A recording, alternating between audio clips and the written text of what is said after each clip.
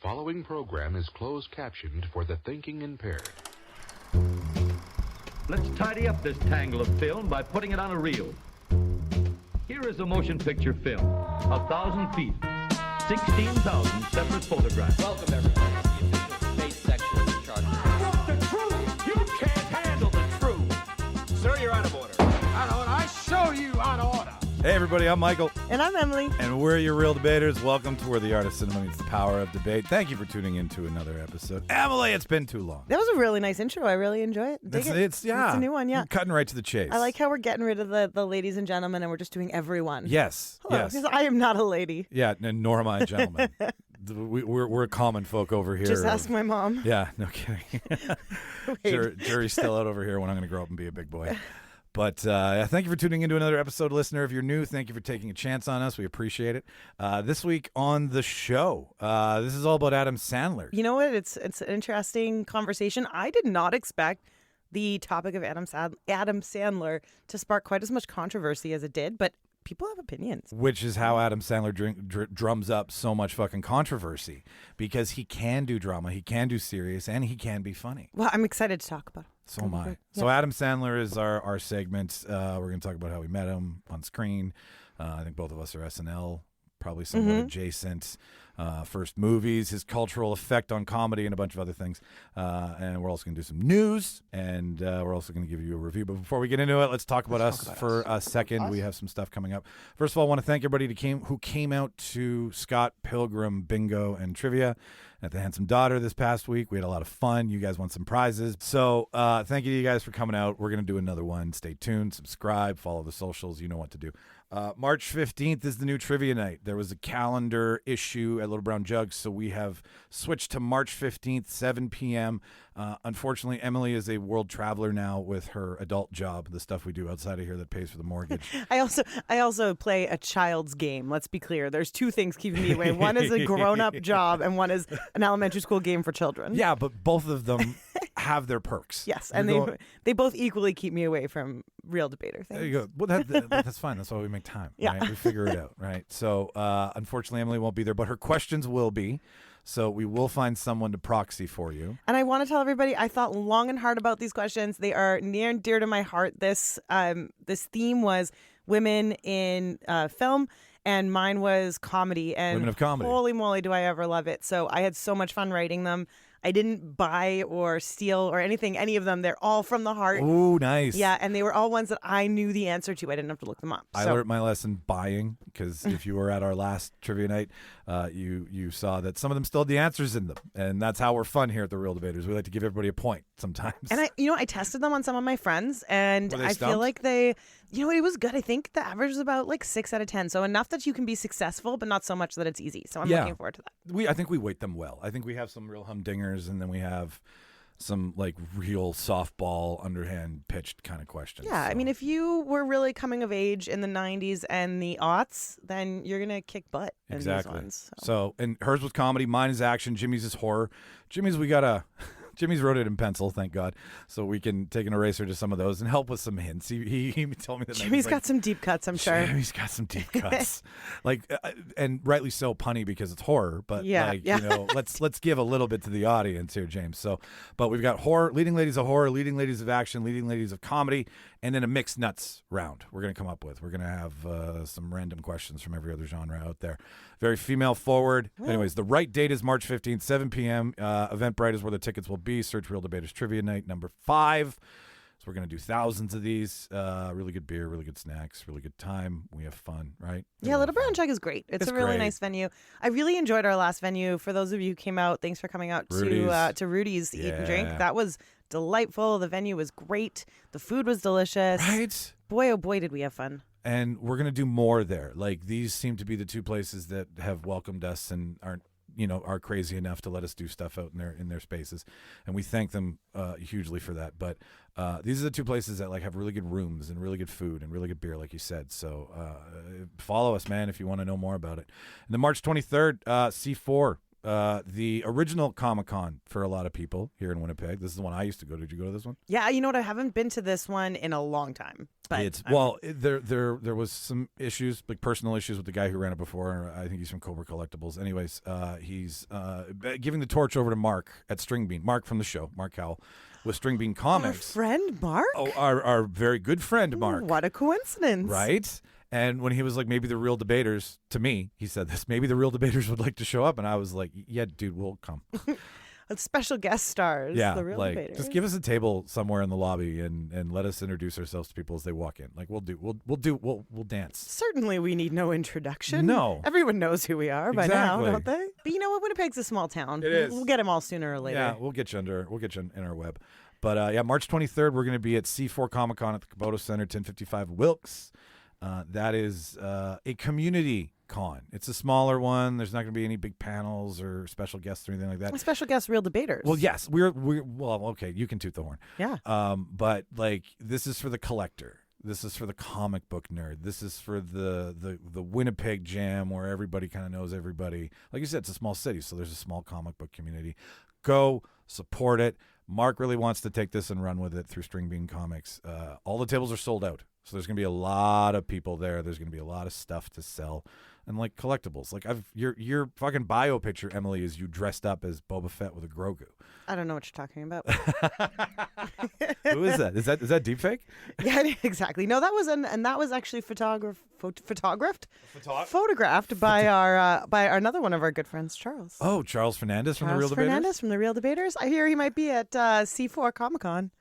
Yeah, he might be there as well doing something. Like there's. I thought he was just gonna be with us. Well, he'll be with us, but I think he also wanted to do a thing. I think he's got some art that he might be selling. He's always doing things. Yeah, he's a thing newer. Spinning many plates. That dude is. Yep. While in school, never mind. So yeah, March 23rd, 10 to 6 is the run time. We'll probably be there between 12 to 4. We'll iron that date out once we get closer. But if you see us podcasting and talking, we're talking about collectibles and comic books. Mark will be running around most of the day, but he'll probably jump on. And if you want to talk about your collectibles, your purchases, all that cool stuff that goes on at a con, come over and talk to us. We're community, like-minded people. We're friendly. We shower. Bring your Real Debaters gear and I'll sign it. Yeah. Yeah, if you've got some. Bring your shirt. Definitely. I saw somebody wearing a Real Debaters Emily shirt. Really? Yeah. I mean, it was somebody I knew, but it was cool. And it's a good shirt. We have a whole Mass Debater line, which if you want to go check that out, the link in the show notes and the link in our bio and on our social media, you can go check out some cool prop shop shit. Anyway, so that's all the stuff. March 23rd, March 15th. Thank you for everybody coming out. We've done all the adult stuff. Let's step off this Mortal Club. What'd you watch this week? Oh, well, I'm kind of in between shows right now, and I really love TV. Like, TV is Who are you cheating on? Yeah, right. TV is my jam, and so I do like to watch movies, but I usually watch them with Dan. Dan and I don't get to see each other too much anymore. He's traveling a lot, and so am I. So we're saving up our movies for when we're back in the same. Oh, how sweet! I know, right? But in the meantime, I get to watch all the crap that I want to watch that I don't have time for normally. Oh, dear God! So I've dove back into the depths of reality TV vault. I've been watching Love Island. And for those of you who aren't familiar with Love Island, this originated. Who isn't at this originated in the UK, and I am watching the UK version. Yeah. On Hey You. Yes. Yeah. Shauna just got the 14-day trial. Yeah, I got the 14-day trial, which turned into like a 3-month subscription. I've been watching it constantly. And I don't know why this show, it must run every day in the summer, right? In the UK, like on television, because there's like 58 episodes. It's ridiculous. Anyway, but I can't stop watching it. And I just watch it and watch it and watch it. My brain leaks out my ears. And I buy 47 new bikinis. And I take on an English accent and I tell people to crack on and that they have good chat and things like that. But yeah, I've been watching that. So it's you're like those accent adopters. Yeah, you know what? When you go to a place for too long, you're like, oi! I think I just really want to fit in. Yeah. With whoever I'm around. Yeah. So I adopt the traits the lingo, of those people. The culture. And so because I'm not seeing anyone because I work from home and all I do is watch TV, so now the people I'm trying to fit in with are like fictional friends on the television. And so it's not a good vibe. Is someone going cuckoo over there? Oh, maybe a little bit. But so I've been watching that, and then what's the most shocking thing on it? Oh God, nothing is shocking about it. Like what's shocking? Are you desensitized? I think what the most shocking thing about it is like how I see them eat. I know that they are eating, but like my brain But are they knows, keeping it down? My brain knows that you cannot eat food and also look like that they do at the same time. So that's not happening. That's what's shocking to me. The science behind like their metabolisms is shocking. Well, I mean, Ozempic for all, first of all. I think this was pre-Ozempic. Was? Yes. Okay. Well, like there is one. They're out now, but this one, I think this was like 2021 or something like that. Like, is this isn't the one where you get to see each other like naked instantly, right? Because I'm sorry, I'm not well versed with. No. Like, there's another UK show where like they show your feet, and then they show your knees. Oh my God, I forgot about that one. And then they show your shit. That was like the dating nude or whatever. Yeah, one. yeah. Like, It's not that. Naked love. No, it's not that. It's Naked like lunch. naked lunch. No. It's like all these ridiculously sexy people go to an island and they're looking for love. And In then, all the wrong places. And then they just like throw new people on and they're like test their relationships because they've been together for like 3 days. And so like. So these are couples. No, they're not couples when they get to the Oh. island. They're like couple, but they couple up. And then someone comes in. And then they all get disrupts that. offended that like they're like, oh, you went off and like explored your connection with this person. It's like literally the point of the. I don't understand, but that's okay. I don't have to understand. I just have to enjoy. And That's right. And I do. I have a problem now that you watch this, and I'll tell you why. Because my circle of how wide Love Island used to be is getting very, very small. And everyone around me is watching it, and it's going to get to the point where I'm going to fucking cave. And the problem is they're 58 episode seasons, so it's like not small. Oh yeah, no. What? Like in England, I'm pretty sure they just all summer they have an episode every day, all summer long. Well, yeah, okay, so 90 days, 52 episodes. You can take a couple breaks in between. It's nutso. And I don't know, but I think it just is literally like their whole lives. But anyway, this is just getting me through because we're almost. Yeah. It's the time of year that is a couple excellent things.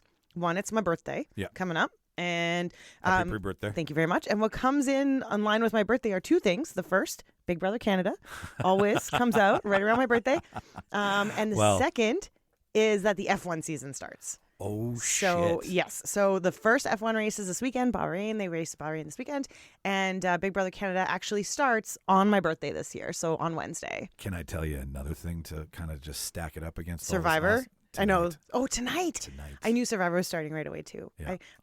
Survivor can start at different times. I don't think of Survivor as a birthday present to me specifically. Okay. I do think of Big Brother Canada as a birthday present to me specifically. Happy birthday, Emily. Yeah, exactly. Here's a house full of idiots. From CBC. Or not CBC, I guess like CTV or whatever. Or whatever the fuck it is. Thank you, Arissa Cox. I see you and I appreciate you. I love that the only time I talk about reality television on the show is with you. You know, like it doesn't like Jimmy likes it too. Martin and Charles don't, but you and like this is where I can get this shit out. It's a big part of my life. I really enjoy it, and I'm gonna go on record right now saying if you don't like reality TV, you're lying. Oh yeah, get over yourself. It's fun. Well, I think the problem on the nose is that everyone assumes it's like the big three or the big five. Like I like reality television. You watch the Kardashians? No, I watch Food Network. You fucking moron. Yeah, no, like, I watch like Chopped. Yeah, yeah. I watch Tournament of Fucking Champions, right? And 100%. I'm watching shows that have a competition that are showcasing talent and people. I mean, it's or really hot people in bikinis and little tiny shorts. That's you. And that'll fine. be you too soon. Kelly and Chad watch it, and they tell us all about it. And I'm just like, dude, I'm in the zone out now. It's so fun. Speaking of Hayu, or actually, hang on before we get there.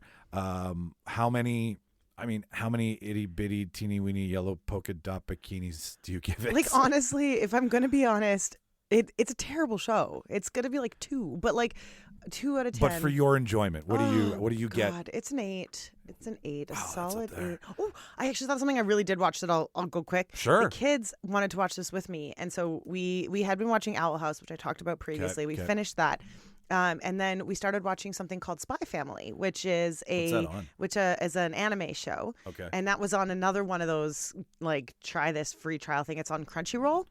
Yeah, that's anime, right? Yeah, it's anime, and it's about a little girl who can read minds, and she gets adopted by a spy who's on a mission, and sweet. he like pulls in an assassin to be like his wife, but like the assassin doesn't know that he's a spy. The spy doesn't know that she's an assassin, but the kid can read all of their minds, so she knows everything. Holy shit. Yeah, it's really interesting. It's a really cute little show. And so the kids love it. It's been a lot of fun to watch. I think there's about 3 seasons of it.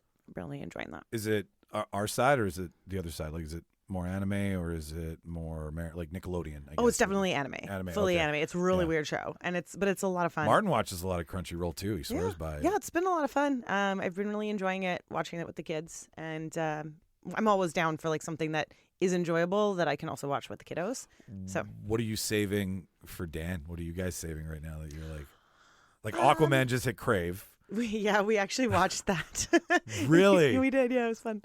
How did you come out the end? How'd you come out the other side of that? Now that I'm thinking about it, I think I fell asleep. I think we didn't finish it. Shocking. Yeah. He might have finished it, so I'll let him talk about it. All right. We have a couple on there. I think we've got a couple horrors that we're waiting to watch. Okay. And we have 4 passes to a movie that we haven't been to see yet. So like maybe we'll go see Dune. You do the Dune. Do the proper Dune. Although, I know you were like, I'm gonna wait until it's on home release, and I'm like, there's nothing wrong with that. But Rob didn't think that. I know Rob did not hold back. Rob's like, it's made for IMAX, bitch. Yeah. I listen, guys. I like to watch movies in my pajamas. I like to be able to pause it so I can pee. I like to be able to like, stretch and fart and talk. Well, wait, you can do a couple of those things in the theater. I have short legs. I can stretch. No regard for your fellow human. I just like being at home and being comfortable. I get it. I totally get it. I'm now like, there are the movies that everybody goes to the theater, and I mean, theater's my church. I'm there 80% of the time when stuff comes out. But there's also stuff where I'll be like, yeah, I can wait. It's hard to get me to the theater now. Like it's pretty tough. But I do. How would the movie theaters win you back? Because you're the audience member that they want. I don't know. It would have to be cheaper.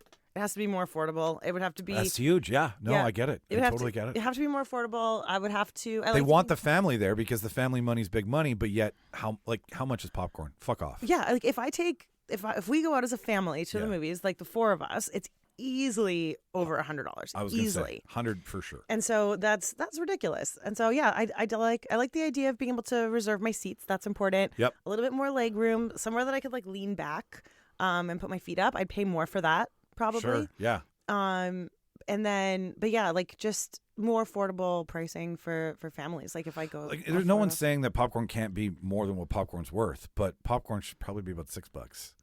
Yeah, if for extra large, we should be talking $6 for. If I could toss $50 at Cineplex or whatever, and all 4 of us could go see a movie and have snacks, I would do it every weekend. Okay, there you go. So it's the man, it's the corporate man. Yeah, I mean maybe not every weekend. Okay, well maybe probably once or twice a month. Yeah. Okay. Yeah, there you go. For sure. There's some data for you fuckers out Especially in the wintertime. Maybe not in the summer, but in the wintertime for sure. What I watch? Okay. What do you want to hear? You want to hear about Argyle or you want to hear about Saltburn? Oh, I loved Saltburn. Actually, I have feelings about Saltburn. I want to hear about both, though. I want I to hear your both. thoughts about Saltburn, because I have thoughts about Saltburn, too. Okay, so we'll save Saltburn. So Argyle, stick to the Kinsman, everybody. The Kinsman Jackpot Bingo. Stick to, that was the Kinsman Jackpot Bingo moment of the show. Stick to the Kingsman, or the Kingsman. Yeah. This is like a Harlequin love novel trying to be a funny romantic spy comedy, and the only redeeming quality is Sam Rockwell dancing. Like that's it's well, that's too bad. It's this outlandish idea of what happens if a famous spy writing novelist writes what's actually happening in the world of spy and espionage. And she ends up writing a plot that really does go down, and then both sides, the CIA and this underground secret spy agency, are like, we need her to write our next plan. That sounds amazing. You'd think so in reality. And like, I just want to say before everyone jumps on me is that I love Bryce Dallas Howard and what she did for The Mandalorian. I love what she does behind the director's chair. It is fantastic shit, but I think she might want to stay there. Ooh. It was Spicy. hard to watch her because it just feels it feels like the left brain, right brain stuff. Like, you know how somebody it's like directing and acting in the same thing. How can you do both really well? Yeah, it's like if you your team will excel if you have a coach or a captain, but like you don't want your coach to be a player coach because then that player probably is split focus. Very much so. Yeah. So that's all I'm saying is that like you had Mandalorian, you've had Star Wars, you've been involved in the biggest project of Disney. Yeah, some of the best things that have been produced in our like in recent memory. Yeah. I'm getting goosebumps with the shit that she did. I just think one or the other. Right, because I don't. I'm gonna Google this. Yeah, I mean, Henry Cavill's haircut's fantastic. Sam Rockwell's a fun spy. It's what's that movie with Cameron Diaz and Tom Cruise where they like she gets captured by him and he's like, I'm really a spy, and she's like, you're just fucking with me, and it takes place on a tropical island. It's you're yelling at me right now, I can hear it, listener, but like, yeah, it's Dua Lipa's in it. Dua Lipa's in it for about 4 minutes. Dua Lipa doesn't stick around long. Dua Lipa is in it to get her SAG card. Like I think she had 6 lines. That was it. Pretty cool though. That's she's fun in it. Like she's Bryce Dallas Howard. I always think of her episode of Black Mirror, which was so good. Oh, it was amazing. So good. Yeah. Right? Like watching her try to just like succeed get everybody, in right? Like, everyone like me in live time. Not just trying, but like the world's watching. Yeah, like let me do this thing, get immediate positive feedback. I wanted to like Matthew Vaughn and what he did with Argyle, but and then like Samuel L. Jackson is in it, and it just feels forced. Like it just feels clunky. It doesn't feel like what I liked in The Kingsman, which were like big epic spy adventures. With Night and day. Thank you very much. You're welcome. But night with a K. Knight. Knight and day. For you Knight people. Yeah, it you know what? It's been slow at church. It's been the dump months. It's the part of Hollywood where it's like, just put this out in March and February and nobody, like maybe someone will go, maybe it'll work, maybe it won't. Like Dune's the big one. Yeah. Right? Like think in the last 4 months. Even your description of it though, still, even though you're saying it was bad, I still want to see it. I don't know why. Watch it. Like I'm not saying I walked out of there being like, fuck. I walked out of there being like, I had way more fun in The Kingsman. And I had so much fun that I was forgiving of all the stupid tropes and all the overdone shit. Well, because Kingsman is full of tropes. That's part of the fun. Well, and then I love the sequel, too, where we had, like, the American side, and then we had the British side. It's like Oxford's, not Brogues. And then the King's Man, where we get Rasputin and, like, the birth of it. I'm there for those all the time. I've watched them multiple times. It's funny. My mom's in love with those movies. Like, it's so funny. They're good. Yeah, I know. They're good popcorn shit. They are. I enjoy it. This one just felt like it was trying to be Kingsman, and it wasn't. And it was just missing. It was just missing. Bummer. And there's a ice skating scene on oil that makes absolutely no sense in the third act. That like takes a whole song to complete. She's doing it. It's weird. You don't even know why they're on an oil tanker in the middle of the water. Like I feel like I love it already. Yeah, you probably will. It seems weird, and I think I love weird shit. That sounds great to me. So I get it. Tell me about Saltburn, because I have the feelings and thoughts, so I want to hear yours. Before I give it to Saltburn, I would like to say another second redeeming quality is the incredibly cute cat in Argyle. I give it 5 backpack cats out of 10. Backpack cats? Yeah. Oh, I watched something with a cute cat in here. Oh. YouTube? I missed, I forgot about something else I watched. Mr. and Mrs. Smith. What do you think of it? Loved it. How's he doing? Amazing. Yeah, he's writing and directing that, right? Yeah. So good. And like the ending, So I can't is this wait. like before they go after each other in the movie? Yeah, it starts Okay. earlier. It's sweet. It is effing great. Is it grounded? Like, are they CIA, or is it just some made up like Mission Impossible force? Like they work for the company. Okay, so it's fictional. But it doesn't tell you but they have a background. Like they've got other stuff. And so it's kind of like you kind of get thrown in the middle. You're kind of like out there. You don't really know what's happening. Okay. And that's kind of nice. It's like it's started. Something's happening. It's already started by the time you jump in. So I didn't mean to derail this. I just forgot you said cute cat. No. She has a cute cat named Max in that show. Cats are great to talk about. Jane Smith has Max the cat. You said okay here. So 5 backpack cats out of 5 backpack cats out of 10. Out of 10. And he's got like big CGI eyes, so he's just cute as fuck. Oh, with them. Yeah. Cute. Yeah, like that kind. So, but Saltburn. Yeah. The one that did well. Someone told me that it was Talented Mr. Ripley-esque. That's what I heard too. And I think like, we probably heard it in the same conversation. That chat group we're all a part of. And I was like, okay, all right. I love Talented Mr. Ripley. I think that's one of Matt Damon's best roles. I'm a huge fan of Jude Law's receding hairline because I have one too. So like, let's do this. And it's a mystery that you don't see coming. First of all, like it's a thriller with a mystery buried inside of it. Huge whodunit turn that you can't even think. In Saltburn? In Saltburn. You saw it coming. Spoiler alert, listener. It's been out for like 3 weeks. I want to hear your thoughts. Okay, so first of all, walking into it being like, for you listener, if you haven't seen it, we'll give you a quick synopsis. It's the rich dad, poor dad scenario where you've got like a really well-to-do student in a school, like they're in a boarding school, I think. I think it's Cambridge. I think it's university. Okay, they're so at university, yeah. And they all go home for a break. I think it's summer break, if I'm not mistaken. Yeah. And the scholarship student goes home to spend summer break with his rich friend that he's made. Exactly. You couldn't have said it better.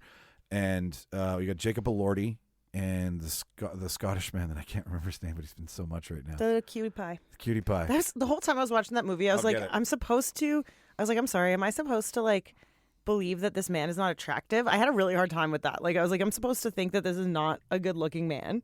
Like, yeah, he had some real meat on him. I think he's good looking. I like he's Barry Keoghan. Barry Keoghan. He's got a great face. He's got an interesting nose. Yes, he's got a very interesting persona. I think he's really attractive. And I had a really hard time with the movie based on that fact alone. Really? That was throwing you off. That I was supposed to believe that he wasn't like attractive, and I find I never thought he wasn't attractive. I just thought he was without social skills, like without and like maybe like because he plays the poor student, the scholarship student, and then goes to Saltburn, and Saltburn is a rich estate where Jacob Elordi's character lives. I guess I just want him to know, if he's listening, that I think he's good looking, and I thought he was good looking. I'll get it to him. Don't worry. Yeah, you tell him. Yeah. I thought that even before, like I had a hard time believing that he was supposed to be awkward because he's so good looking in the moment. And what you experience in this movie is this downward spiral of tricks and deceit and a long con that you don't see coming. And this is where the Talented Mr. Ripley comes in, right? Where it's like, I want to be that life. I want that life. And then he starts to take out family members one at a time. Pew, pew, pew. And you're like, is he doing, like, is it accidental? Is it not? Like, there's so many questions that are answered. Fuck it, fine. Skip this part if you don't want to hear the spoiler. But like the ending where you finally see, I'm giving them time to skip right now, where you finally see that it was all a con. And he had figured this out from the get-go with the tack in the tire, and then finding his way into the family. But what is insane to me, and I don't know if this is the director's vision to be like, how do we top what Talented Mr. Ripley is? But the things that he does, oh my God, are they just for insane misdirection? Okay, do you think it's to fuck with everybody? Because all the drinking of the semen in the bathtub, the slurping, the licking of the rim. That was gross. That sound will never leave me. Then also the I'm a vampire part where he go like, and I mean, fine, whatever. Yeah. But like, these are things that these people don't see coming. Right. It's shock. Or see even happening. It's shock value. Yeah. I think, and people are supposed to be like, I think that the idea is that maybe he has some cracks when people aren't looking, of like how you think that this is supposed to mask him and his whole entire well, it's game. like how weird he is, right? That's what I'm thinking. Yeah, how intense he is. And so when he thinks he can get away with it, or when he thinks no one's paying attention, he's got some cracks in the armor. But I actually think the opposite about the Talented Mr. Ripley. When I heard the comparison to Talented Mr. Ripley, I expected this movie to be more. I expected Saltburn to be weirder. It does plateau for a really long time. And I expected, I don't know, it was weird.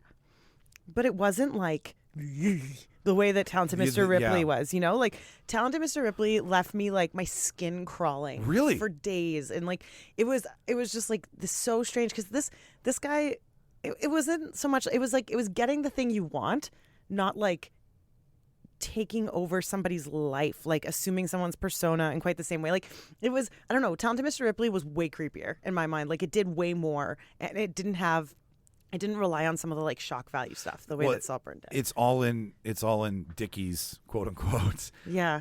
How he acts, how he's so nervous about it, and how he's so like it's what he's never done anything like this. Now he's trying to get into it. Yeah. Right. Where the shock value, and that's what I liked about this was like, okay, now we need something in today's contemporary filmmaking. Shock me a little bit. Shock me. Yeah. So I did like that. And I guess I just wasn't creeped out the way I wanted to be. Like I wanted. It was gross. It wasn't creepy. I wanted to leave it being like, blah. And I wasn't. I was just kind of like, that was fucked up, I guess. But like I really wanted to like. I wanted to have nightmares about it. Everybody's performances were fantastic, too. Yeah, they were all really good. Mom Rosamund Pike, Carey Mulligan's random aunt role with the crazy orange hair. Yep. Richard E. Grant is like the bumbling father who's like, and like the grave scene. I think the grave scene. That was crazy. That was a little weird. And then it also makes you wonder, like, what is this? Oh, there was a part I didn't. Like, what is his motivations? So there was a part that I didn't really understand where they, like, from the beginning, when they're talking about, like, oh, was I in love with him? And he's like, and they never tied that together. Like, they didn't. You're right. Who was he talking to? Who was he talking about? What was the end result? Like, so was he in therapy? Like, was he in therapy? Was he talking to police? Like, that part kind of. Or was he talking to us? Or to no one, to himself. I don't know. Possibly. To the mom later. And it was very prominent that his hair was very different. Yeah. He was in a suit from the waist up. Like, it wasn't out of story shot. Yeah. Yeah. I don't know. There were just pieces of it that I thought, like, could have been weirder. His performance was daring, amazing, fantastic. Yeah. Like, really he really brought me in. And I mean, he was amazing in the Banshees of Inisherin. He was really good as the Joker for 30 seconds in the end of the Batman. Like, he's a new Colin Farrell. Like, a spade here. Right? Yeah, like, he's the second coming. He does. Just don't be the bad pretty... boy that Colin Farrell was. Do it. Yeah. It. Well, and like the themes too. Like, did you catch how like Saltburn is a Midsummer's Night Dream? Yeah. Oh yeah, that was super fun. I really enjoyed that. Like, and they're like just lazing about and being so open about sex and life and experience. Like, I would totally go. I would be like, fuck it, let's go. Party. YOLO. I enjoyed it, but I wanted it to be weirder. Fair enough. I mean, performance wise, movie wise, it's an 8 out of 10 for me. Yeah, it was super enjoyable. I don't know that I'll go back to it. I won't. I'm good. I know it. But I could have been more shocked. Maybe I'm just desensitized. I wanted to be more shocked than I was. 8 boners in a grave. Boners in a freshly dug grave. Yeah, great. That's just where you want them. Yeah. So that's I mean, I got Survivor tonight to complement your Hey You or whatever the fucking reality television channel that is. Get the global app for that shit. What's the one? I watched an episode last night before I had to get up out of the room because I was like, I just can't. Like, and it's not because it's bad. It's too graphic. But it's like the plastic surgery's gone wrong. Ew. There's 2 doctors who are on a reality show. Nip Tuck? No, that's a great the show. That's this is like reality television where they try to like it's basically Nip Tuck but reality. No thanks. Hard pass. Yeah, like this woman had an incredibly botched tummy tuck and she was very like you could see everything because it's a plastic surgery show, right? Yeah. So you can't like that's the subject of the show. And I just felt so bad for her. I was like, man, how are people allowed to run butcher shops? Like, it's just crazy. insane.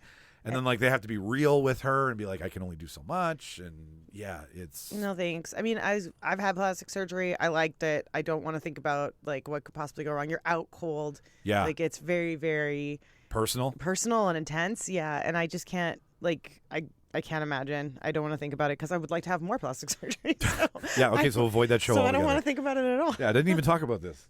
It never happened. So let's move into the shit that's happening, shit that's being talked about, just shit in general, because some of these are really funny news articles. But this is the news portion of the show. This week we're going to start this news segment off with the popcorn bucket. I think we all can't wait to get our hands on, or stick something in. Is the Dune 2 popcorn bucket that has been traveling around online. You gonna buy one?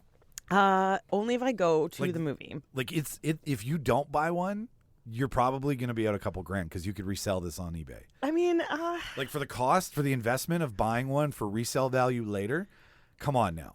I'm buying one. It's super likely. It is super likely. I'm not a big souvenir person.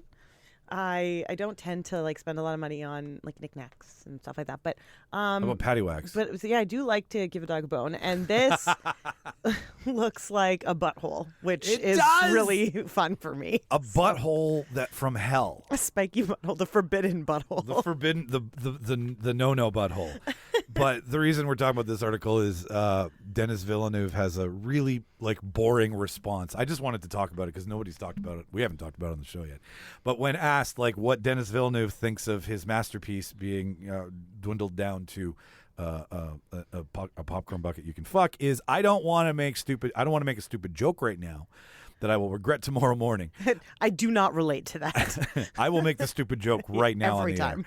But I will say this: when I saw it, I went, "Holy smokes! Holy smokes. What the fuck?"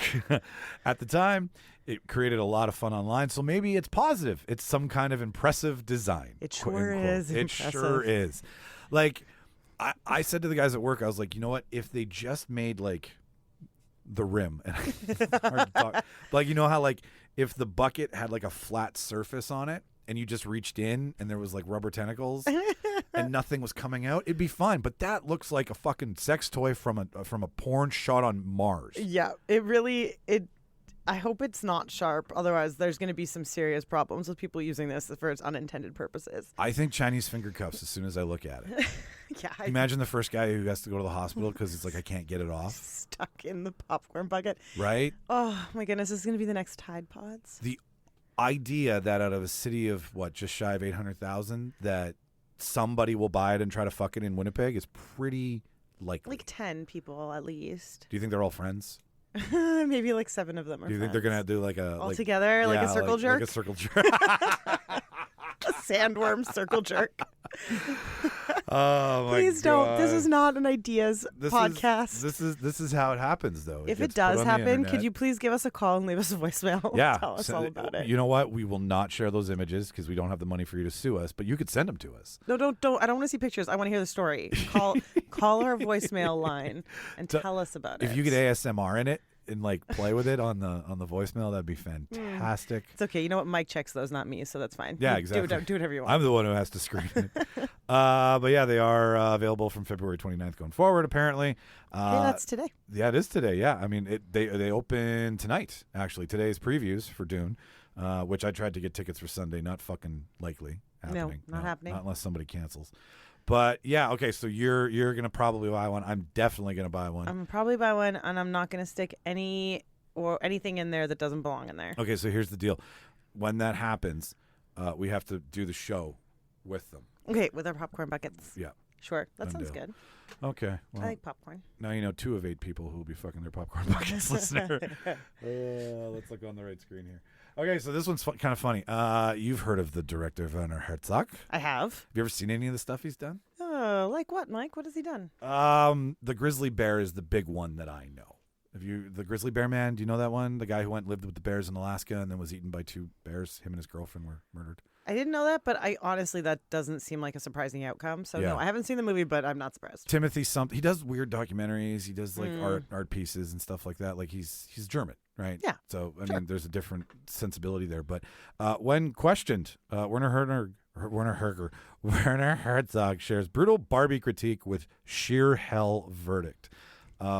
Let's see if we can. It seems like harsh words from a guy who made a movie about some dude who got eaten by bears in Alaska. Right? Okay, so here's how the quote starts. This is pretty funny. I have not seen Oppenheimer. Why am I doing this with a German accent? I have not seen Oppenheimer yet, but I will do it. Barbie, I managed to see the first half hour, and I was curious. I wanted to watch it because I was curious, and I still don't have an answer, but I have a suspicion. Could it be that the world of Barbie is sheer hell? For a movie ticket, as an audience, you can witness sheer hell as close as it gets. You know, that is. Think about Barbie for a second right now. Okay, so what's it hell for? So I don't hate this assessment because, and I want to say, like, we said, I don't like going to movies. I like to be in my pajamas so I can pee. But I went and saw Barbie in the movie theater and I loved it. I've seen it several times since. It's a great movie. I have a fucking Knuff shirt. Like. But my dad's name is Ken. Is he? Are you going to get him one? He would never wear that. He would die first. But Ken, I got words with you, bud.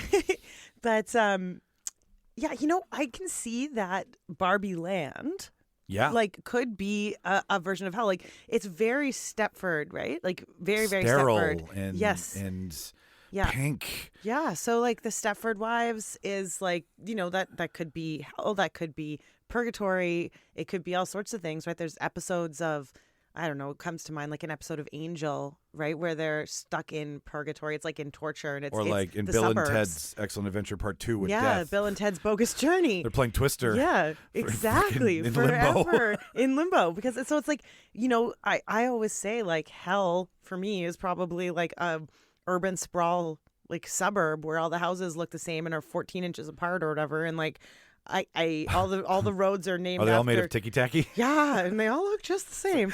And all the like roads are named after like different forms of like water Or masses. racist old dudes. Yeah, and I can't find my way out. Like so I get it. I get what this guy's saying. Aqueduct Lane to like Pond Boulevard. To Pond Boulevard to Fjord Way to like. What are you in Gimli? Yeah, right. So I get it. I get what he's saying. If he's saying that. Like he's talking about a theme, I think. I don't think he's talking about. If he's talking about the movie being like hell to watch, then he's wrong. But I don't think that's what he's talking about. I think what he's saying is like.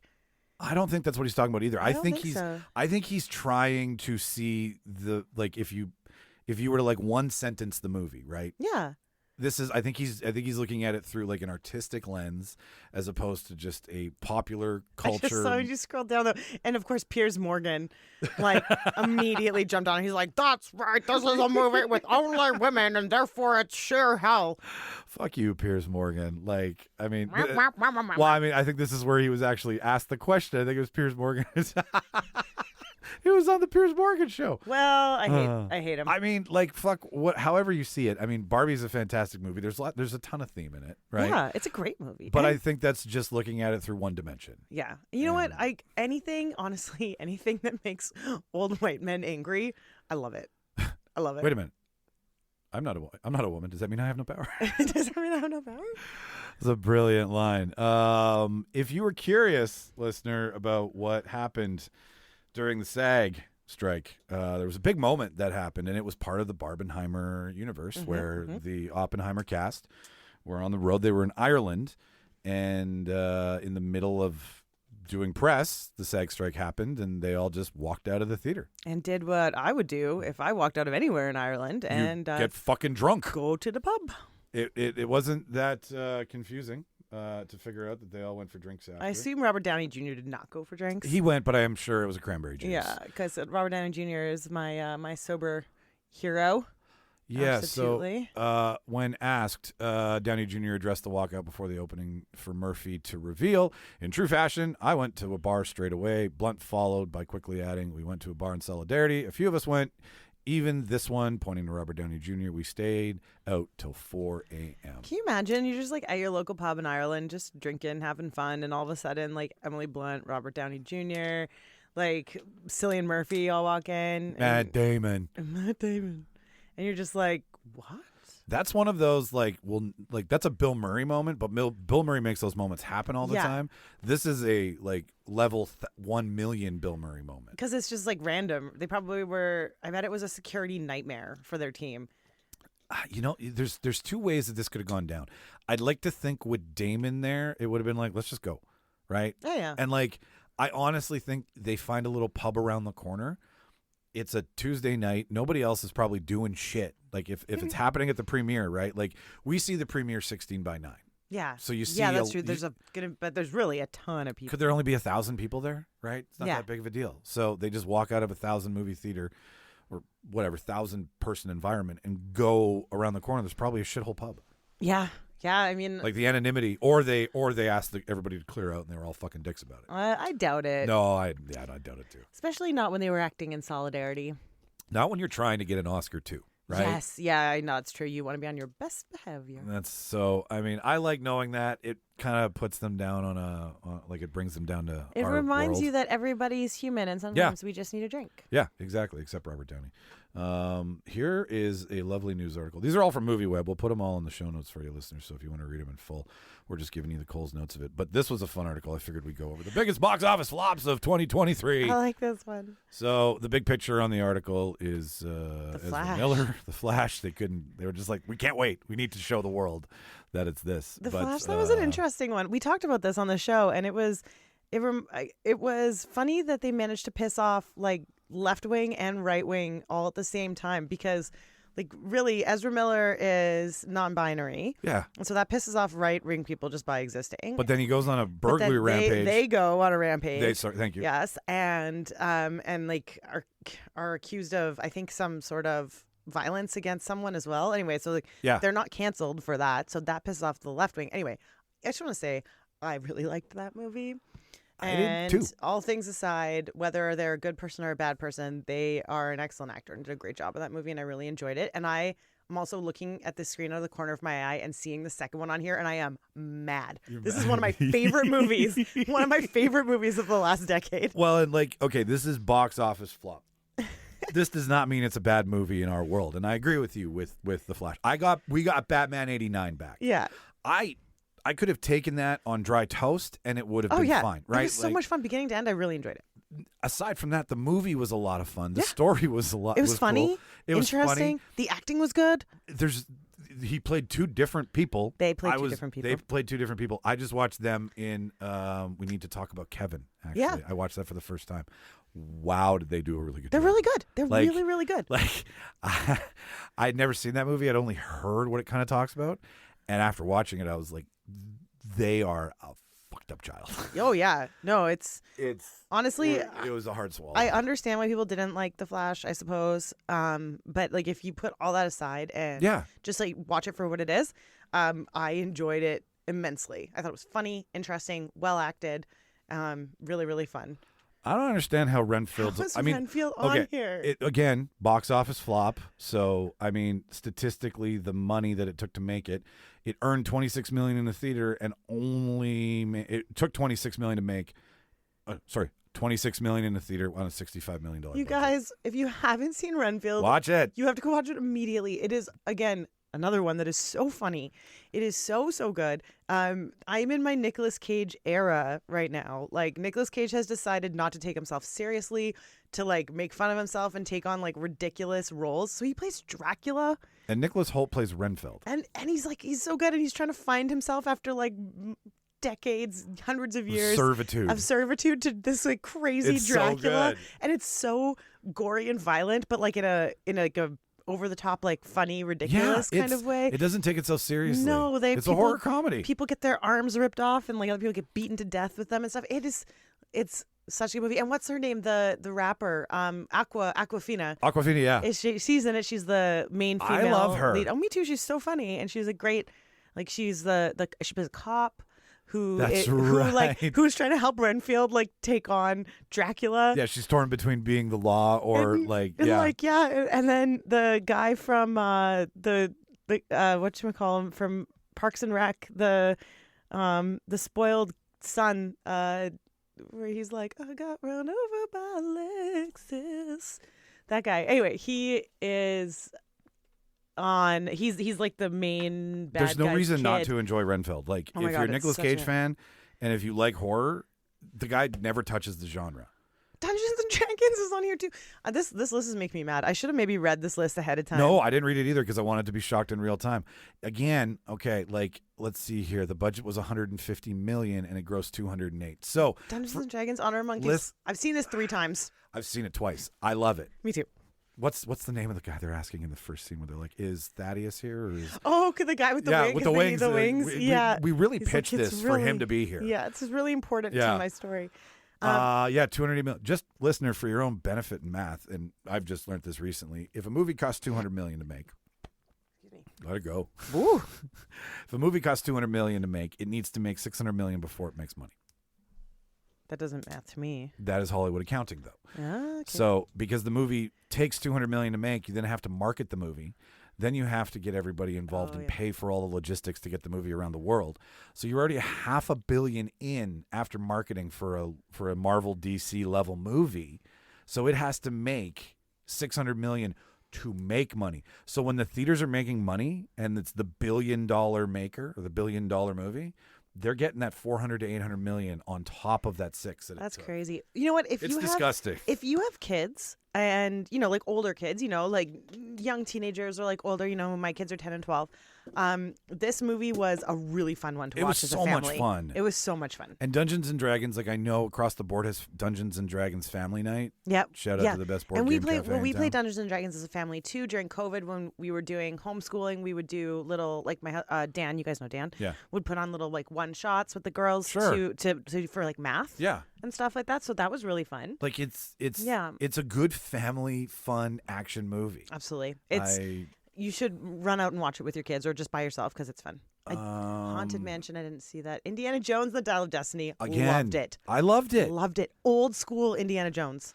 I thought the ending was a little clunky because maybe it was the length of the movie. I was like, I like doing this. I thought that was cool where it's like, this is where Indy belongs. Indy belongs in a different time. He's not meant for today's society. He wants to hang around an old philosopher. If they'd maybe chopped some of the length of the movie down, that ending would have felt really cool. And then it's like, no, we're pulling you back, Indy. We're not going to let you have it. But then he had his happy ending. He did have his happy ending, right? He gets Marion back in the end, and that's all about changing time. Yeah, exactly. Right, so it works for Indy. You know what? I was prepared to watch it and hate it. I found it very old school. I felt all the good, happy old school Indiana Jones vibes that I needed to feel. I loved that movie. Shazam. Okay, this movie, The Fury of the Gods, was terrible. I will say that. 65 I watched. I wanted to puke the whole time. Is this the dinosaur one? The one that has barely any dinosaurs? I didn't see that because I was told that there weren't that many dinosaurs. That's the problem. And I'm not interested in a movie that talks about dinosaurs but doesn't have any. That took 60 mil and it made 60 mil, so it didn't even break even. Wish was the big Disney flop. I don't know what the problem was. Honestly, I didn't even know that. That's November 22nd yet. Release. That's a Christmas release. That's a Thanksgiving release. I didn't even know that came out. Yeah, we haven't seen it, and I have kids, and we watch all the Disney movies. We haven't seen that. Okay. The Marvels just got chewed apart for I don't know why everybody wanted to hate it. I hate this. I loved this movie. I found the Marvels. Charles said the same thing. Mark said the same thing. It was funny. I laughed out loud multiple times. I found it enjoyable. I thought the acting was good. I thought the story was interesting. I loved it beginning to end. No notes. It was great. I think that was a bad time where that Marvel article came out and the Marvel book came out at the same time, and a lot of people got the inside scoop on how Marvel makes shit and how a lot of it's by the seat of their pants sometimes, and just the article of are superheroes dying? Is the superhero genre too much? Did Disney pummel us with too much? This came out at the exact same time, also during the strike. So That's true. No pump, right? Yeah. Unfair. It is unfair. You know what? I loved it. I think it's one of my favorite Marvel movies that have come out recently. Actually, one of my favorite Marvel experiences in the last little while.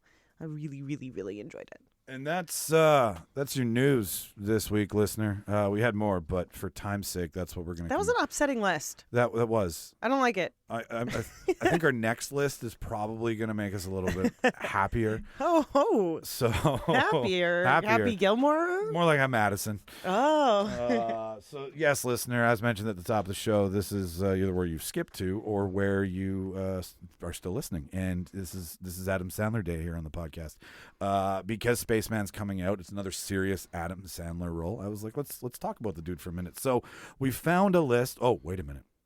We need to open the floor. Floor is open. There he is. So we picked a list. This is a Screen Rant list. The date on this list is August 15th, 2022. And it is the 10 most rewatchable Adam Sandler movies. And we're going to get to that list shortly. But before we get to it, Emily, when did you meet Mr. Sandler? Adam Sandler is a staple of my childhood in movies, and not in my childhood little, but when you first started to watch movies with your friends. Okay. Grow body hair in those places where you didn't have it before.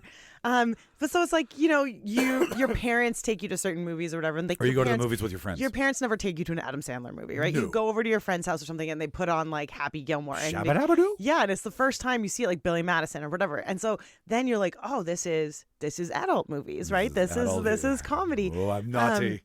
Exactly. And so I think I became a little bit more of an Adam Sandler fan specifically because he felt kind of bad, like I maybe shouldn't have been watching. He's right? a naughty comic. Yeah, I was a little bit too young for it. And so probably in the mid '90s was when I kind of really was introduced to Adam Sandler. He fills a role for me that feels very similar to like Will Ferrell. Yeah. Which is they're not that far apart. Or Jim Carrey. Yeah. Right, which is like a very specific kind of comic with very physical comedian that does one thing and then like hammers it to death. And so I actually don't love Back to School. Yeah, exactly. I actually don't love Adam Sandler, don't love Will Ferrell, don't love Jim Carrey. We've heard about this before from me. You have. But that said, the time that I do love Will Ferrell, Adam Sandler, or whatever, is when they show me something else, when they step into a more interesting, more complex and different role. So, like for Will Ferrell, for me, it's Stranger Than Fiction, right? Yeah. That's a great movie. It's my favorite Will Ferrell movie. Exactly. That fucking line kills me every time because he's so good in that movie, and it shows something completely different. And so that is where Adam Sandler shines for me. Or Thank You for Leaving, is it? The one where he plays the alcoholic who's lost everything and all this stuff. Oh, yeah, that sounds about right. Yeah. Something like that. Go on. And so, but that's where he shines through for me. And the other thing that I really find really good roles with physical comedians are when they transition into doing kids movies. So there's a couple of movies on this Adam Sandler list. For me, he really nails the roles where he's meant to, like, where his voice or his actions are meant to be this big, like, entertaining for children, like larger than life cartoon. Yes. And so you're going to find out in a little bit, my favorite Adam Sandler movie, my most rewatchable Adam Sandler movie, is actually a children's movie. I know the one, and it brings joy to my heart. I mean, I'm a little bit of both. I remember this dude who did Fresh Pepper, right? Yeah. And was in the background of, when you'd stay up the odd time to watch SNL when you were a kid, or I wasn't that 90s. Yeah, I was probably 15. Yeah. 14, 15. So yeah, I was staying up late, but like it was the odd time that I'd give two fucks about SNL, and it was always with the parents and this guy who was friends with Farley and was friends with Spade. Like there was this thing going on, but it wasn't until The Wedding Singer is where I realized that was the same guy. You put it all together. Guy. And it kind of clicked, and I was like, oh, this is the dude from SNL. And I have one of my favorite movie stories is we went to Summerland, the big apartment with the atrium in it. Oh, yeah, down on Pembina. Yeah, down on Pembina. You remember when Cinema City used to be right there? We used to go 50-cent movies. Yeah. We cartwheeled all the way across Bishop Grandin into the movie theater, into our seats, and then dizzily sat down, and I started watching. I'm sure traffic loved you. Oh, you're 16, 17, right? Yeah. And so I remember this incredibly fun time with all my friends, watching The Wedding Singer and then laughing hysterically, and just loving this cute rom-com and being like, okay, like this is my jam. And Billy Madison came later. Happy Gilmore came later, but it was The Wedding Singer that like solidified me as a fucking I'll bow at the temple of Sandler. I remember watching like Adam Sandler double features at night on TV, like on like Channel 8 movies on Friday nights, and so it was like Billy Madison was on TV at night, same with Happy Gilmore, and I think that's probably my first like real sort of repetitive introduction to Adam Sandler. I don't think I would have liked him if I'd stumbled upon him in Happy Madison or Happy Gilmore, or Billy Madison, because it's his SNL character. It is, right? yes, like it's very much so. Like abrasive and loud and whatever. But I like his charm. I like the fact that he's a comedic musician. Like I liked all of the. Do funny songs, right? Like comedy has a special spot. And in my like heart, playing sure. guitar is so secondary to everything we know about him, right? Yeah. You're like, oh, it's the Hanukkah song. Oh, Eight it's Crazy Nights. Eight That's Crazy a great Nights, movie. Yeah. Right? Yeah. Like, and you know what? And I will say that, like, anything else aside, whether or not I enjoy his movies, I have heard absolutely nothing but like amazing things about Adam Sandler as a person. Oh yeah, dude's pretty chill. Yeah, it seems like he really is. Like, he's a good guy, and I can't fault anybody for doing the thing that makes them money, right? Like if you're he's like the Nickelback of fucking comedy for some reason, and I don't get it. If your specific shtick gets you parts and like makes you money, and like then of course do it over and over and over again. It's like the same as me using my customer service voice. Like of course I'm going to. Is that my normal voice? No. But like, does it get me paid? Yes. And so I talk like this all the time. No. So I'll do it over and over again. And like that's important. I think it's important to remember when we take any sort of stance on this. Like maybe his movies, I don't go out of my way to watch all of them, but I respect it and understand it. I remember when everybody was like, he's the Netflix bitch, right? And they're just throwing shit at him. It's like, I would be too. You throw money at me? Yeah. First of all, hit me up. Tell me what you want. Creating a production company and making stories that you know how to make is the fucking game. Yeah. And making big hit albums and being a really well-traveled and toured musician is the fucking game. Yeah, absolutely. It's what everybody wants. And just because I always find that people are like, fucking sell out Adam Sandler. No, you just don't like the bank. Yeah, you're envious. You're being a dick. Like if someone was like, here's a 5-picture deal. Here's $100 million.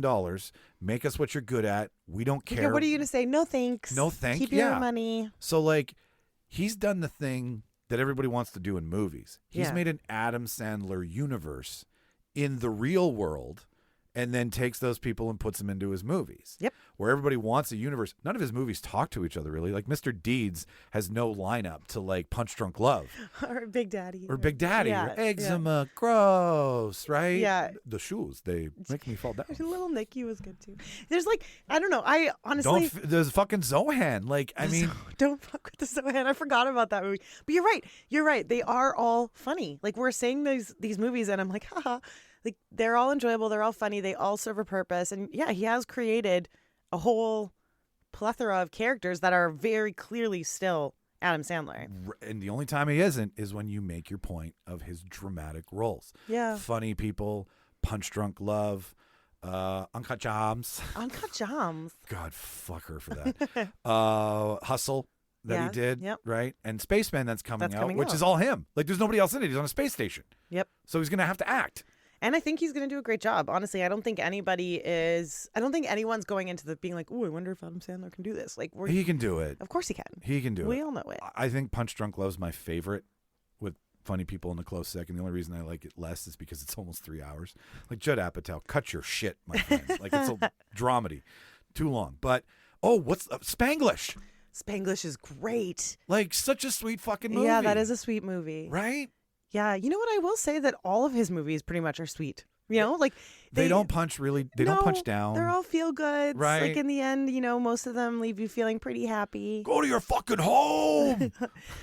So my favorite, in case you hadn't guessed it yet, is Hotel Transylvania. Which, it's all 1 and 2. They're fucking much fun. There's no bad in Hotel Transylvania. It is the Dracula voice is so much fun. It's hilarious, and like it has found this like home in our family. Like the way that we used to quote Lion King when I was a kid is the way we quote Hotel Transylvania with my kids now. Like it's been around for so long. And so they're like, oh, Dracula, blah, blah, blah. And he's like, blah, I blah. Don't say blah, blah, blah. And it's just like constantly in our house. And that movie is star-studded, just like beginning to end. It's so good. And I can confidently say I've seen Hotel Transylvania 50 plus times. And it's a background movie, isn't it? It's never, well, and the kids, you know, well, those of you who have kids or little kids or been around little kids know that they watch the same thing over and over and over again.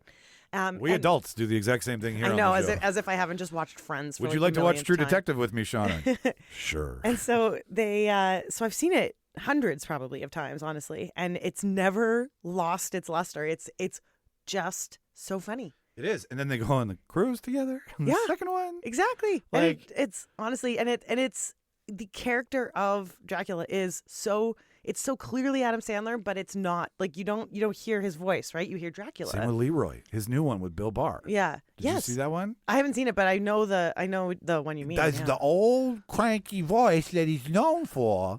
And he's this lizard that gets taken home with different kids from a classroom. And he teaches them, like, he's like, don't be surprised that I can talk to you. I know I'm a lizard and you're a human. That's a really good Adam Sandler voice. Thank you. Shampoo is better. I cleaned the hair. But mama said, fucking Waterboy. How do we not? Waterboy. Right? Oh, yeah. One of the most fucking. You're wrong, Colonel Sanders. He has done. I don't think there's another actor in the comedy world that has the empire that he has. No, and I mean, like, you say Adam Sandler, and people immediately know exactly who you're talking about. Everyone has seen an Adam Sandler movie. Yeah. You say, like, Bob Barker, and people think Adam Sandler, right? Like, Price is wrong, bitch. Exactly. And so it's, yeah, you're right. No, like him, love him, hate him, whatever. You've got to give it up to him. He has done something that many other people have tried to do that just haven't. Nobody's even relatively close. I mean, I feel like maybe there's an example like Tyler Perry is, I think, Tyler similar. Perry is the Black Adam Sandler. Yeah, the Black Adam Sandler. With Medea. And because he's same thing. He's taken a person, turned it into a character. Good point. Made it into an empire. Yeah. And so like Adam Sandler is Tyler Perry for white people. That's 100% true. Yeah. And so I can't say that as a white person, I can't really say 100%, but you get what I'm saying. You know what I mean? I can't say. Well, I just don't want to sit here and say that it's never been done before. When it certainly has. It's been done by Tyler Perry for sure.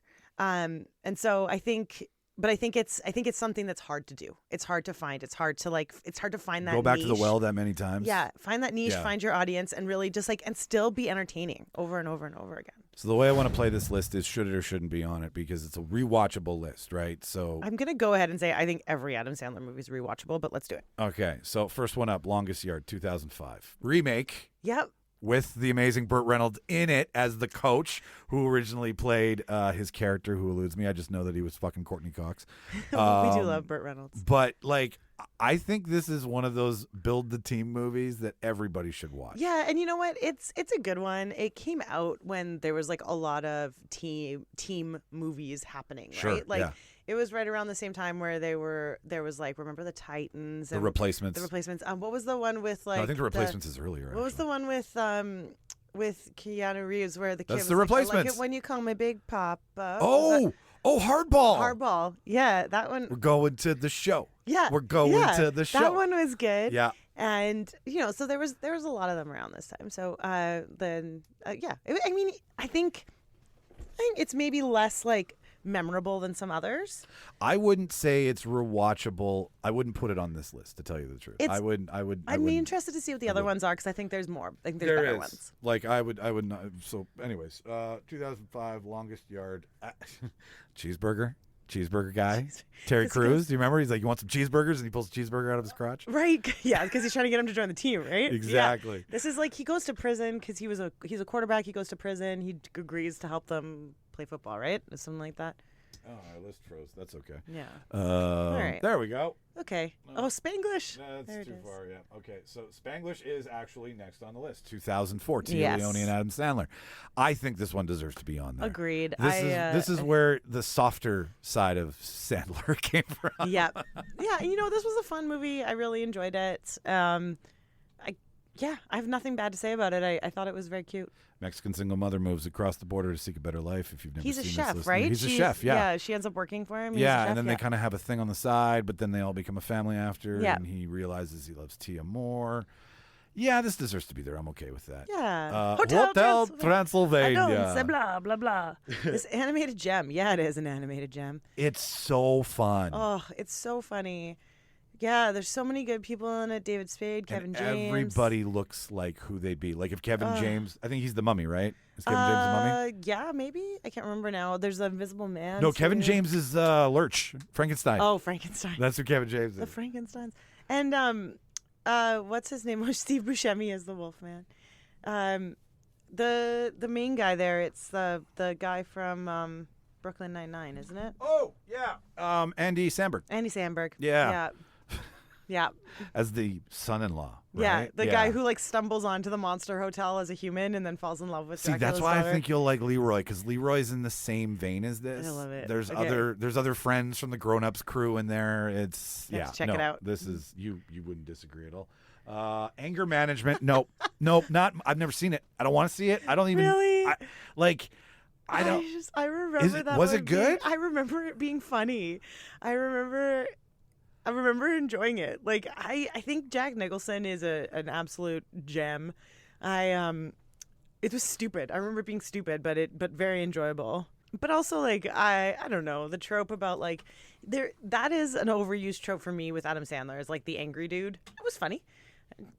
Like, what's the downside to Jack Nicholson? None, as far as I can tell. Okay, what's the next one on the list? Oh, Billy Madison. No, okay, So of course. speaking of tropes of angry, he does his like, angry guy tropes. And that's Billy what I'm Madison. saying is that The Wedding Singer wasn't really, like that, right? Wasn't Because like he that does at all. and Happy Gilmore too, right? He's got a bad temper in Happy Gilmore.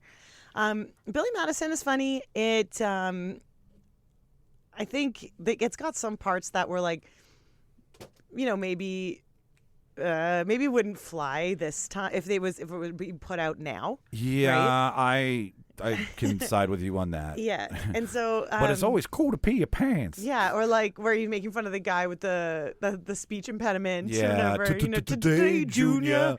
Yeah. But I mean, overall, I thought it was pretty funny. Veronica Vaughn. So hot. I want to touch the hiney. It was, but it was funny. Like, the premise is completely insane. It's perfect for the dick and fart joke era of the 90s. Yeah, it is very SNL. It's very SNL, yes. It didn't go above and beyond in any way, shape, or form. No. Nudie Magazine Day, right? Yeah. Ooh, how many margaritas did I drink? Yeah, it was pretty perfect. No, you're right. You can't have an Adam Sandler rewatch list without what makes Adam Sandler known to the world. Which is like that's his titular character. Zhuzh. Yes, it's what makes titular. him I love that titular word. character. For those of you who didn't come out to our trivia, we had a question with titular character. We all said it like 7 times. Punch Drunk Love. There she Thank is, 2002. you. The first real spreading of the drama wings. Yep. Right? If not the spreading of the drama wings. Really weird. Really Paul Thomas Anderson. Really fun to watch. Made me want to buy pudding. Like, there's Philip Seymour Hoffman being like, shut up on the phone. Not an Adam Sandler thing, but still a great part of the movie. But watching him migrate and throw caution to the wind and be like, I'm not going to do anything that I'm known for. Yeah. That's dangerous. And especially like being paired with someone like Emma Watson, who is a Brilliant. really impressive actor. Theater actor. Yeah, right? to see somebody like Adam Sandler where you're just like, that's why I'm not worried about him in Spaceman, because I was worried about this one, right? I was like, this is not going to hold up. This was a make or break. Yeah, you're putting like a dick and fart joke, like pee pee poo poo, whatever, up. In a blue suit. Up with someone to act up to the level of someone like Emma Watson, who's just like so impressive. But he did a great job. And so I think people underestimate, or I certainly, and maybe I put it other people, I underestimated him. And I underestimate the talent that it takes to get to that level of poop and fart and dick jokes, you know, and do it the way that they do it. Like, you have to have some level of talent to do it in a way that's not just like me saying poop. Yeah. Right? Or fart. Or yeah. Dicks. No, I totally get it. What's next on the list? That's your favorite. 1998, The Wedding Singer. We let our first class passengers pretty much do whatever they want. It's so sweet. It's what gave us 50 First Dates. Yes. Right? It's what gave us the one where they go across. Like, they go to don't they go on like a resort trip to Africa and another Netflix movie? Oh, that was the couples retreat or whatever. No, couples retreats. Where that's Vince Vaughn. Oh, that's Vince Vaughn. This is the one where they both dick and fart joke. Another dick and fart joke, but like they both have a trip to the Serengeti, and they bring their families, and then they become like a ready-made family kind of thing going on. I think that was the whole. But like that film, besides the cartwheeling across Bishop Grandin and pissing off traffic, being one of like my happiest summer nights as a teen, is just so sweet. It's so funny. They were cones. I say they were cones. Whenever someone's like butthurt about something small, I'm like, they were cones, right? Like, it's no big fucking deal. It's so cute. It is a cute movie. I really love Drew Barrymore. I've always loved Drew Barrymore. I had a little falling out with her during the actor strike, or the strike. I'm still out. Yeah, but I've followed her career very, very closely. I've always enjoyed her, and so this is her first one with Adam Sandler. It's not the last, like you said. 50 First Dates is a very cute movie. Oh my god. And so I really. You want to be 2 Minute Tom? And like, nothing really is hard set in the 80s like that. Like, it's really fun because that's part of the bit. like him in the blue suit, the wedding singer aspect of it, like it's such a rock solid fucking idea. Yeah. Oh yeah. I don't. You try to put anybody else in those. Look at those roles. Yeah. Who else? Nobody could do that. No, it's darn tootin' cutin'. What's on the next? The wedding singer. Oh, this is Cole Spruce. Little would grow up to be Jughead. Was Ross's kid on Friends. Oh yeah. Yeah, and Adam Sandler, obviously, and Big Daddy. You're Big saying. Daddy. Yeah, Big Daddy. And that one was funny. I remember that one being endearing, like where they're smashing like the cans of beans in the like aisle to try to get them dented so they can get them for a discount. And he like lets him wear whatever he wants to school. He wants to dress like Scuba Steve. Yeah. So he dresses like Scuba. That's the coming of age standard, like do this for the family, do this for the fucking kids kind of movie. Show how you can show that you can be a good guy. Like it was kind of at the time. When did this come out? So this came out in 1999.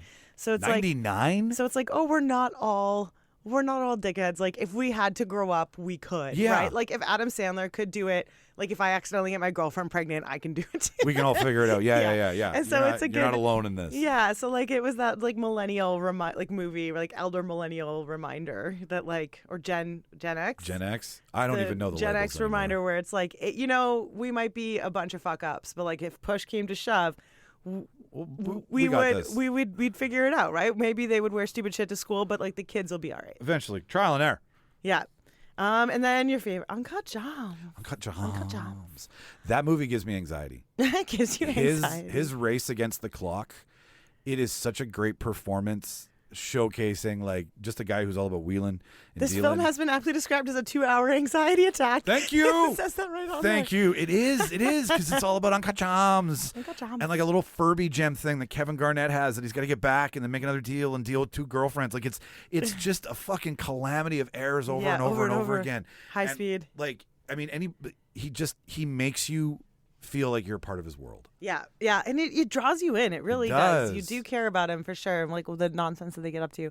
And then our final, which of course you couldn't have. I would argue, not even argue. I'd say it's the most well-known Adam Sandler movie, Happy Gilmore. Happy Gilmore. So I have a thought though, and a question is like, is Happy Gilmore quite the movie for like the rest of the world that it is for Canadians? Because like he's a hockey player, right? He's a goon. He's like a big, loud, aggressive hockey player. And so like we love that in Canada, right? Like this is a movie for Canadians. We make those kind of kids. We are, like we breed those like angry, aggressive like boys who grow up playing hockey. So like do I have a mixed understanding? Is this territorial? Yeah, like is this movie only so iconic because I'm Canadian? Or does the rest of the world think of this as the most iconic Adam Sandler movie as well? Does someone in South Africa think? Yeah, like if you say to any Canadian, what's the most famous Adam Sandler movie? They're definitely going to say Happy Gilmore. Yeah, but will the rest of the world say that, or is it like just because it's hockey? Well, and is it hockey? Is it golf? It's golf. It's golf, hockey adjacent. But yeah, no, I mean, I bet you it has a deeper root in places where hockey is a bigger thing, i.e. Canada. Is it like in Canada and Russia and Sweden? If you say like, what's your favorite Adam Sandler movie? Everyone says Happy Gilmore. But like if you go somewhere else, they say Billy Madison? Yeah. And see, that's the thing is that I think the big 3 should be up there. I think it's Happy Gilmore. I keep wanting to say Happy Madison. I think it's Happy Gilmore, Billy Madison, and the Water Boy should be punting the longest yard. Yeah. I think the Water Boy is also sweet. I mean, you couldn't make it today either, right? Yep. Somewhat controversial, but like he was just he wasn't being anything that he shouldn't have been. He was just an idiot. Yeah. But I mean, like it's the comedic version of Forrest Gump, right? Yeah, there's a little bit of that in there. But it's and I mean it just has so many quotable lines. It's got so many funny just gut busting scenes that The Longest Yard is more of like a cool mainstream comedy where The Water Boy, that's your bread and butter, dude. Like I think that's a more rewatchable movie. I wonder why it's not on there. Maybe it is just because it's like a little bit more. Well, yeah, it would irk people. Yeah, it would like rub people the wrong way. But I don't know. I mean, I was surprised. Maybe not surprised by many of them, but I was glad to see Hotel Transylvania on there. I didn't think it would show up. I would have liked to see 8 Crazy Nights. I think that's a really fun movie. I think that's too niche. I think that's like his spin at Christmas. I think it's too close to the Hanukkah stuff. Like it's. But I think that's. I don't know. well, yeah, you're probably right, but I enjoy it. I think that it feels like real and interesting and fun. So I really enjoyed that. Listener, if you have an Adam Sandler movie you think that should be on this rewatch list, please leave a voicemail or comment on Spotify. There's a question and answer part there. Just put your thoughts there. Oh, I forgot. I solicited some comments from some friends. Right, because we don't do this that often, so that's how we forget. Yeah, I wanted to see. What did our good fan base say? My friend Mike said that Happy Gilmore is his favorite, but he's Canadian, so I feel like again, a true underdog story with an excellent balance of feel-good moments and offbeat comedy that is Adam Sandler, plus the fist fight with Bob Barker, which is legendary. Bob Barker would only do the movie if he got to punch him. Yeah, which is, I mean, there you go. That's how you make a deal. My friend Kendal, not the first time we spoke about Kendal on this show, by the way. She's an artist. We talked about her when we were talking about AI art. Yeah. So she said she prefers his earlier stuff when his shtick was still interesting to watch and not formulaic in order to sell tickets, which I agree. You know, we talked about that off the top. He's more rogue in the beginning. Yeah. She did say, though, that she did just go with it. And thought they had really good chemistry with Jennifer Aniston. Yeah.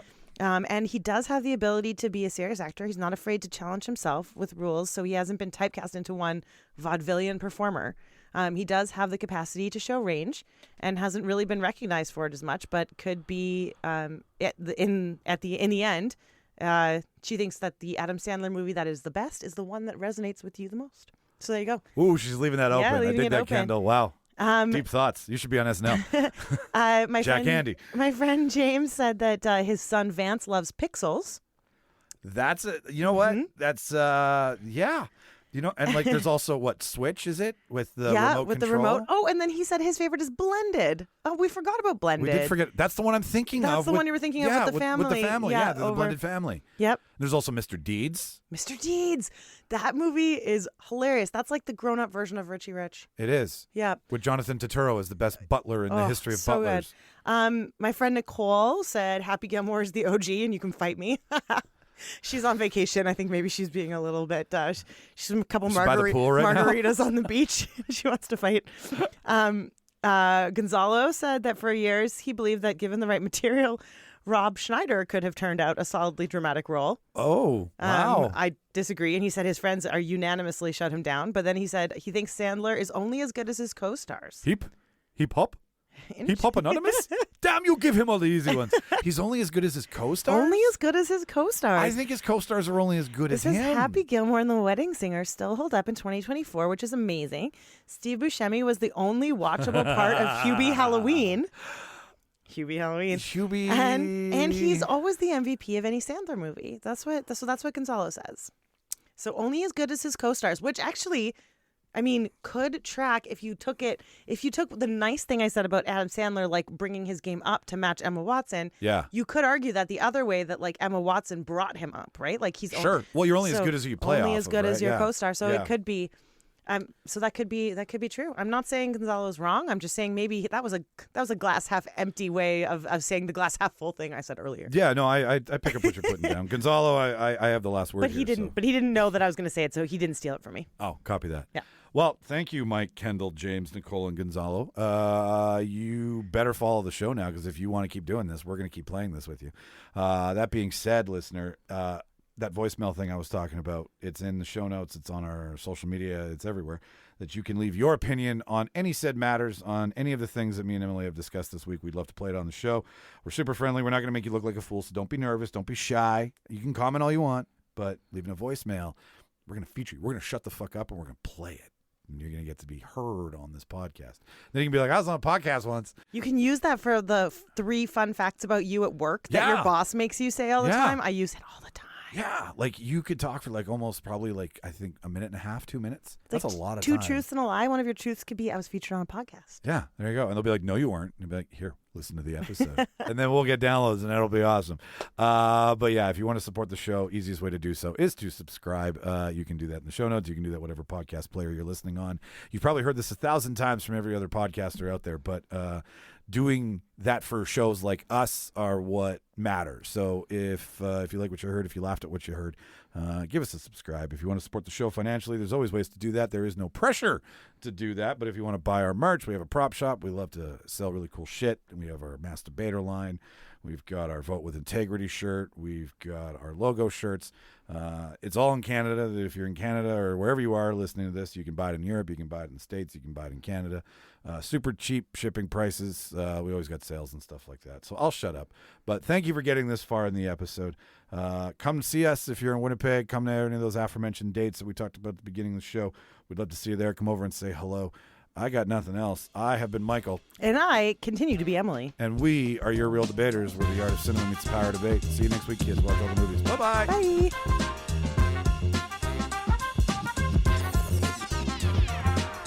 First question I wanted to ask you was simply, is there a story that you've gone into that at some point you said to yourself, I just can't do this anymore? And how did you push through?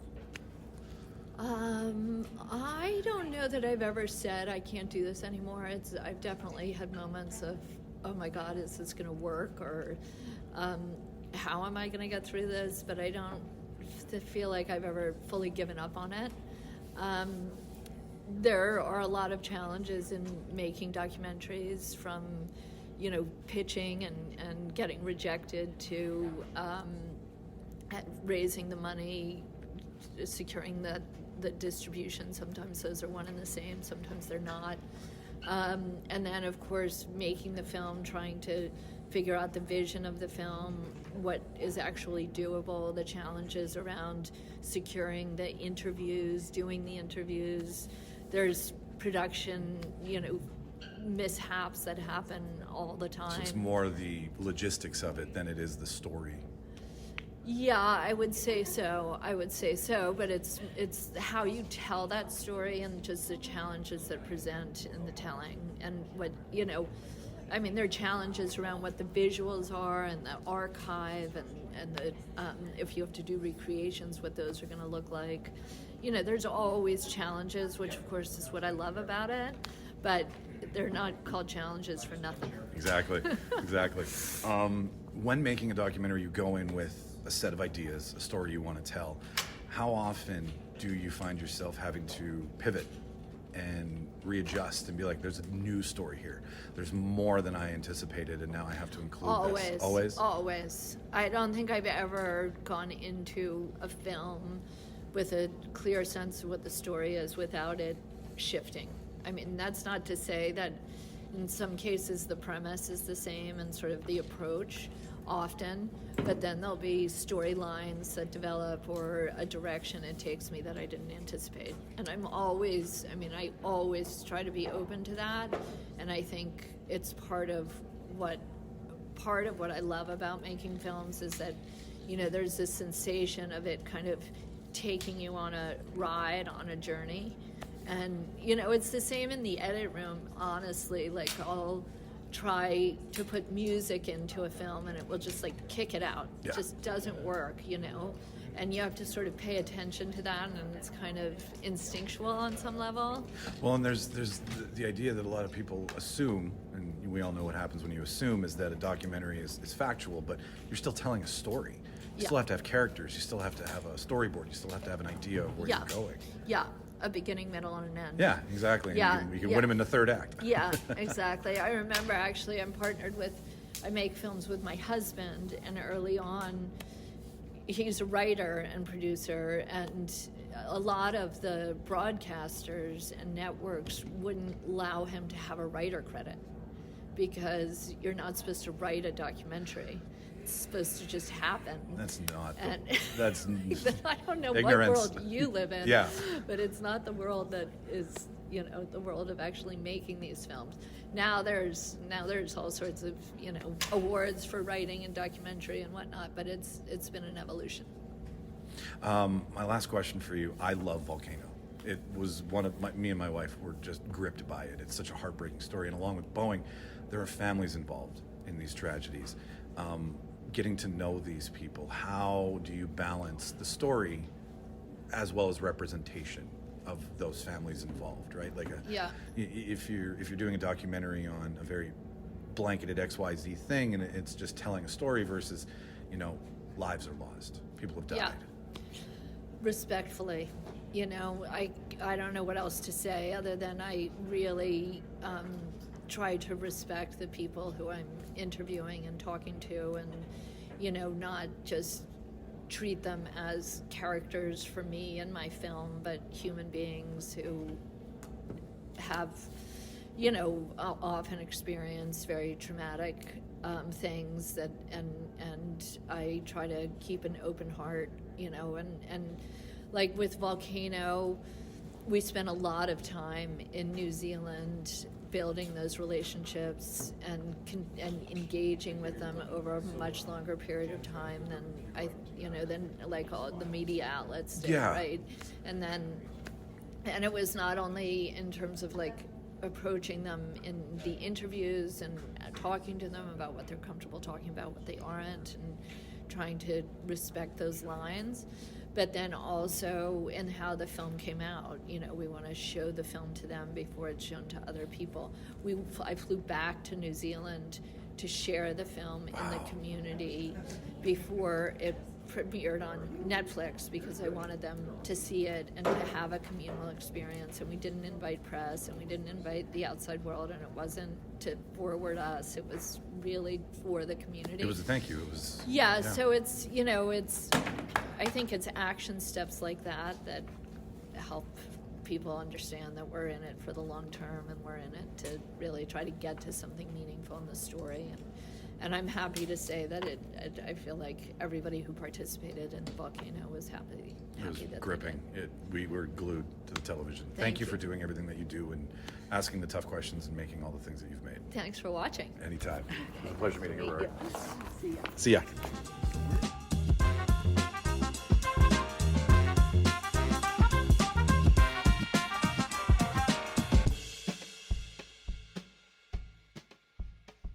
If you have any problems, dial information. Thank you for calling.